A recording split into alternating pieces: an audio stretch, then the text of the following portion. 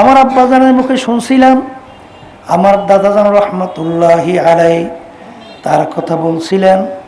দাদাজান একদিন বয়ান করতে করতে লোকদেরকে জিজ্ঞাসা করে, এ আল্লাহর বান্দারা, আপনারা বেহেশতে কে কে যাইতে চান? সবাই তো হাত উঠাইয়া নারায় তাকবীর।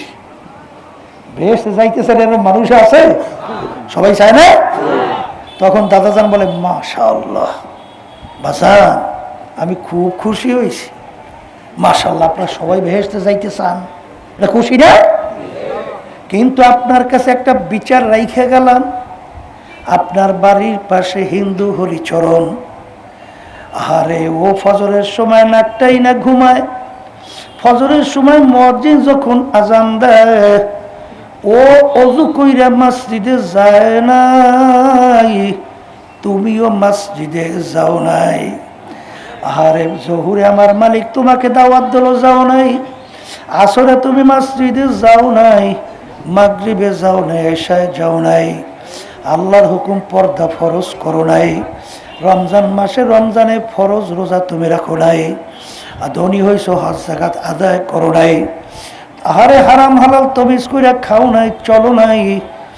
আরে তোমার বাড়ির পাশে হরিচরণ হিন্দু, ওর বিবি পর্দা নাই, তোমার বিবিও পর্দা নাই। এখন তোমার বিচার তুমি করো। কিয়ামতের ময়দানে যদি মালিক তোমাকে বেহেশতে নিতে হয়, তোমার বাড়ির পাশের হিন্দু হরিচরণ ও কি দোষটা করলো? তাহলে বুঝা গেল হরিচরণের আমল নিয়া বেহেশতে যাওয়া যায়। আর একটু আসতে বলে, তাহলে বেহেশতে যাওয়ার জন্য কি আমল বানাইতে হবে? বলে নেকামল। আবার বলো, প্রথমে আপনাদের সামনে এই আয়াত আমি পড়ছি। আল্লাহ রাব্বুল আলামিন কিয়ামতের ময়দানে মানুষগুলোকে উঠাবে, উঠাবে না? উঠাবার পরে আমার মালিক প্রত্যেকটা মানুষের আমল নামা দাড়ি পাল্লাই দিয়া ওজন দেবে। এই আয়াতে আমি প্রথম পড়ছি। আমল নামা কিতে ওজন দেবে? আবার বলে, যাদের আল্লাহর ফজল কর্মে নেকের পাল্লা ভারী হয়ে যাবে আর গুনার পাল্লা খালি হালকা হয়ে যাবে, তাদের ব্যাপারে আমার মালিক বলতেছেন, এমন মেহমানখানা তাদের জন্য আমি তৈরি করে রাখছি, যেই মেহমানখানা কেউ কোনোদিন এত সুন্দর দেখে নাই, কানেও শোনে নাই, কল্পনাই হয় নাই। আল্লাহ রাসূল সাল্লাল্লাহু আলাইহি ওয়াসাল্লাম বলেন, তার চেয়েও সুন্দর। এই বেহেশতে যাইতে চান না? আসতে কথা বলে চাই, আল্লাহ আপনি কবুল করে নেন। এরপরে মানুষগুলোর আমল দাড়ি ফেললে দিয়ে ওজন দেবে। যাদের নেকের পাল্লা হালকা হয়ে যাবে, গুনার পাল্লা ভারী হয়ে যাবে, আল্লাহ আপনি আমাকে সবাইকে মাফ করে দেন। তাদের জন্য এমন শাস্তির জায়গা আমার মালিক বানায় রাখছেন, যেই শাস্তির জায়গার নাম হলো জাহান্নাম। এত বড় ভয়াবহ শাস্তি আল্লাহ রাসূল সাল্লাল্লাহু আলাইহি ওয়াসাল্লাম বলেন যে এত বড় ভয়াবহ শাস্তি কেউ কোনোদিন দেখে নাই, কানেও শোনে নাই, কল্পনাও হয় নাই, এর চেয়েও কঠিন। আল্লাহ আপনি আমাকে আমাদের সবাইকে জাহান্নাম থেকে মুক্তি দান করেন। তাহলে এখন বেহেশতে যাওয়ার আশায়, জাহান্নাম থেকে বাঁচার আশাই তো আমাদের সমস্ত কিছু। জোরে বলেন কথা ঠিক কিনা? এখন বেহেশতে যাইতে হইলে কি করা লাগবে? নেক আমলের পাল্লা কি করা লাগবে? বলেন, ভারী করা লাগবে। আল্লাহ আমাকে আমাদের সবাইকে তৌফিক দান করে। আল্লাহুম্মা আমিন। কথা ঠিক কিনা? এখন বাজানদেরকে বলি, শোনেন, এই মুসলমান বলতেই তো নেক আমল বাড়াইতে চায়, গুনার থেকে ফেরতে চায়, কিন্তু তোমার আমার পিছনে শত্রু এই নেক আমল করতে দিতে চায় না। এই শত্রুর ভিতরে চিহ্নিত উল্লেখযোগ্য তিনটা। একটা হলো বলেন জিন শয়তান, আর একটা বলেন মানুষ শয়তান, আর একটা বলেন নফসে আম্মারা। এই ওটাও তো খবিশ, কথা হয় না, ওরাও তো একটা শয়তান, ঠিক না? ঠিক। এখন যুদ্ধে জয়লাভ করতে হলে শত্রুকে পরাজিত করতে হবে। নাহলে যুদ্ধ জয় করা যায় না। শোনেন, আল্লাহ রাসূল সাল্লাল্লাহু আলাইহি ওয়াসাল্লাম বলেন, জিন শয়তান থাকে প্রত্যেকটা মানুষের কলবের মধ্যে। কির মধ্যে? এই কলবের ভিতর থেকে জিন শয়তান তাড়াবার জন্য আল্লাহ রাসূল সাল্লাল্লাহু আলাইহি ওয়াসাল্লাম বলেন, বেশি বেশি আল্লাহর জিকির করা লাগবে। বলেন সুবহানাল্লাহ। তাইলে জিকিরের মাধ্যমে শয়তান কলব থেকে কি হয়? আর একটা শত্রু বলছি মানুষ শয়তান। এই মানুষ শয়তান থেকে বাঁচার জন্যে সাদিকিন বান্দাদের সঙ্গী হওয়া লাগবে। কাদের সঙ্গী? আবার জোরে বলেন, জোরে বলেন। সাদিকিন বান্দাদের সঙ্গী, ঠিক না? গেলে খুশবু এদার হাম্মামে রোজে রসিদাস দাস্তে মাহবুবে বাদাস্তাম। গোলাপ ফুলের ঘেরান আসে মাটির চাকা থেকে। এত সুন্দর ঘেরান, মাটির চাকা পরিচয় দাও। তুমি কোনো গোলাপ ফুল না, কোনো আম্বার না, কোন সুগন্ধি পরিচয় দাও। মাটির চাকা উত্তর দেয়, আমি মাটির চাকাই। এত সুন্দর ঘেরান তোমার থেকে কেন আসে? আমি এমন জায়গায় ছিলাম, একটা গোলাপ ফুল ফুইটা আমার সঙ্গে লাগিয়ে রয়েছে। ওই গোলাপ ফুলের ঘেরান আমার ভিতরে ঢুকতে ঢুকতে এখন আমি আর সাধারণ মাটির চাকা নাই, আমি একজন গোলাপ ফুলে পরিণত হয়ে গেছি। সোহবাতের মূল্য আছে না নাই? আর একটু জোরে বলে। দাদাজান রহমাতুল্লাহি আলাইহির এক মুরিদ যাইয়া বলতেছেন, হযরত এত চেষ্টা করার পরেও হুজুর আমার ছেলেটা ও শুধু বলে উলুলুলু, এত আল্লাহ শিখাই, ও আল্লাহ বলে চলে না। তখন দাদাজান বলছিলেন, আপনার ঘর বানাইছেন কোন জায়গায়? হিন্দুদের বাড়ির পাশে।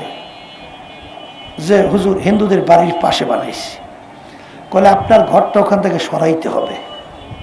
যেখান থেকে আজানের শব্দ শোনা যায়, আল্লাহর জিকিরের আওয়াজ পাওয়া যায়, কোরআন কারীমের তিলাওয়াত শোনা যায়, এরকম জায়গায় যেয়ে ঘর বানান।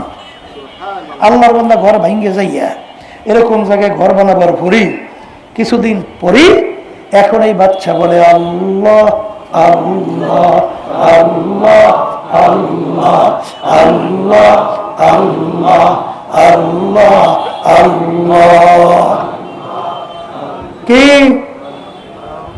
কি সোহবাতের গুণ আছে না নাই? একটু আসতে বলে।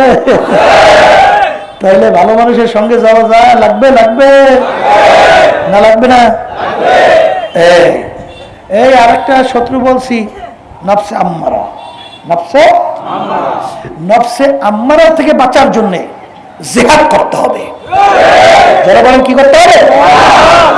আমি বলছি না, আল্লাহ রাসূল বলছেন সাল্লাল্লাহু আলাইহি ওয়াসাল্লাম। কি বলছেন? রাজানা মিন জিহাদিল আসগারি ইলা জিহাদিল আকবার। আমার সাহাবারা ছোট যুদ্ধের থেকে বড় যুদ্ধের দিকে রওনা করলাম। সাহাবায়ে কেরাম বললেন, আল্লাহ রাসূল সাল্লাল্লাহু আলাইহি ওয়াসাল্লাম, এর চেয়ে বড় যুদ্ধ কোনটা? আল্লাহ রাসূল সাল্লাল্লাহু আলাইহি ওয়াসাল্লাম বলে, নফসের সঙ্গে জিহাদ করা এর চেয়ে বড় যুদ্ধ। শোনেন, মানুষ আশরাফুল মাখলুকাত না? আশরাফুল মাখলুকাত বোঝেন তো? সমস্ত মাখলুকাতের ভিতরে সম্মানিত, ঠিক কিনা? আচ্ছা, আশরাফুল মাখলুকাত এইটা শোনার পর তো আমাদের ভালো লাগছে। আবার আল্লাহ রাব্বুল আলামিন কোরআনুল কারীমের ভিতরে কিন্তু বলছেন, এক শ্রেণীর মানুষ সমস্ত মাখলুকাতের ভিতরে নিকৃষ্ট। তাও কে বলছে? আল্লাহ বলছেন। কথা ঠিক কিনা? এখন এক শ্রেণী মানুষ সর্বশ্রেষ্ঠ সম্মানিত, আর এক শ্রেণী মানুষ সবচেয়ে নিকৃষ্ট। এটা কিভাবে? কোন মানুষ সম্মানিত আর কোন মানুষ নিকৃষ্ট? শোনেন, মানুষের মধ্যে আল্লাহ রাব্বুল আলামিন দুইটা চরিত্র দান করছে। কয়টা? আবার বলেন। ফেরেশতার ভিতরে চরিত্র একটা, এই পশু পাখির ভিতরে চরিত্র একটা, কিন্তু মানুষের ভিতরে চরিত্র কিন্তু দুইটা। তা কি? এই ফেরেশতাদের গুনাহ কাজ করার কোন আগ্রহ আছে? নাই। কেন নাই? আল্লাহ ওদেরকে বানাইছে ওইভাবে, এই জন্য গুনার দিকে ওদের কোনো ঝোঁকও নাই, আগ্রহ নাই। আর পশুর ভিতরে কোনো ভালো দিক নাই, সব হুন্ডা। পশুর কাছে কে মা, কে বোন, কে ফুফু ভাবু ফুফু এখন বাদ বিচার আছে? আসতে কয় আছে? কোন হারাম হালালে কোন বাদ বিচার আছে? সজা হয় টাকা মালিকের জমিন বাইসে বাইসে খায় না জানতে পাইবে খায়, এটা ভালো না খারাপ? তাহলে বুঝে গেল ওর মধ্যে ভালো কোনো চরিত্র নাই। কিন্তু আল্লাহ রাব্বুল আলামিন মানুষের ভিতরে চরিত্র কয়টা দিয়েছে বলেন? ফেরেশতার চরিত্র মানুষের মধ্যে আবার পশুর না নাই? যেই আল্লাহর বান্দা বান্দি পশুর চরিত্র বাদ দিয়ে ফেরেশতার চরিত্র অবলম্বন করতে পারবে, ওই মানুষটা ফেরেশতার চেয়েও সম্মানিত হয়ে যাবে। এর কারণ আছে না? এই আমাকে বাংলাদেশেও আসিল, ওই হলেন না হাসিনা কইছিল আমার ফিউন্ডাও 400 কোটি টাকার মালিক, হেলিকপ্টার সারা চলি না, শোনেন নাই? হেলিকপ্টার ছাড়া চলি না ফিউন্ডা, সব বাফের টাকা তো। আরে কপাল রে কপাল, ওই ফ্যাসিস্ট সরকারের শোনে শব্দ ভূমিমন্ত্রী, শোনেন নাই? ভূমিমন্ত্রী আল্লাহ মাফ করুক, 3টা দেশের ভিতরে বাড়ি পাওয়া গেছে প্রায় 620টা। বর্তমানে পত্রিকার রিপোর্টে এসে শোনেন নাই? হ্যাঁ, দাম বলে প্রায় 5,700 এত কোটি টাকা। এই টাকা সব হেরাব্বাই রেখে গেছিল তো, পরে সূত্রে পাইছে, নাহলে তার দাদাই রেখে গেছে। হ্যাঁ, আরে কপাল রে কপাল, ওই ক্ষমতার চেয়ারে বৈশা আমাদের টাকাগুলো বিদেশে পাচার করছে। কথা বোঝেন নাই? হ্যাঁ, টাকা কামাই করতে কি লাগে যে কামাই করে সে বোঝে। রোদ্রে ফুইয়া চামড়া কালো হয়ে যায়, আর ওখানে বইয়ে বইয়া ওখানে মানে বইয়ে বইয়ে বই মোস্তা হয়, আর বিদেশে বেগম ফালা তৈরি করে। কথা ঠিক কিনা? তাহলে যেই কথা বলতে চাইছিলাম, তাই ফেরেশতারা তো অত আল্লাহ রাব্বুল আলামিন তাদের তবিয়ত ওইভাবে তৈরি করছে, আর এই মানুষের ওই তবিয়তে পৌঁছতে হ্যাঁ রুহু বাইরে ইজরফাল হয়ে গেছে। কথা ঠিক কিনা? যুবক একটা ছেলে দাড়ি রাখা, একই যেই সেই কথা মনে করছেন নাকি আপনি? হ্যাঁ, কইবে যে এই বেটা তোরে বুড়ো বুড়ো দেখা যায়, বলে কি বলে না? তাইলে উপরে আপনি বড় অফিসার, আপনার নিচের ফিয়ন ও 2 নম্বরে কইয়া শত শত কোটি টাকার মালিক হয়, আর আপনার সংসার চালাইতে কষ্ট হয়, আসতে বলে। এই অবস্থায় ওই টাকা দেখেও না দইরে হারাম বুঝা ফিরিয়ে থাকা খুব সহজ না? ওই পর্বে যে পড়ছে সে বোঝে, আপনি বুঝবেন কেমনে? এক কঠিনে কোনো শেষ নাই। কথা বলা, এই কষ্ট কইরা যে ফেরেশতার চরিত্র অবলম্বন করবে, আমার মালিক বলে তোর সম্মান ফেরেশতার চেয়েও বেশি দান করব। আর মানুষের ভিতরে ফেরেশতার চরিত্র থাকার পরে পশুর ভিতরে তো ফেরেশতার ভালো চরিত্র ছিল না, কিন্তু তোমার ভিতরে ভালো চরিত্র ছিল, থাকার পরেও তোমার যদি আচরণটা আমল আখলাকটা হয় পশুর মতো, তাহলে তুমি পশুর চেয়ে কেন খারাপ হবো না? এই জন্য বলেন, এই জন্য আল্লাহ বলছেন এক শ্রেণীর পশুর চেয়েও খারাপ।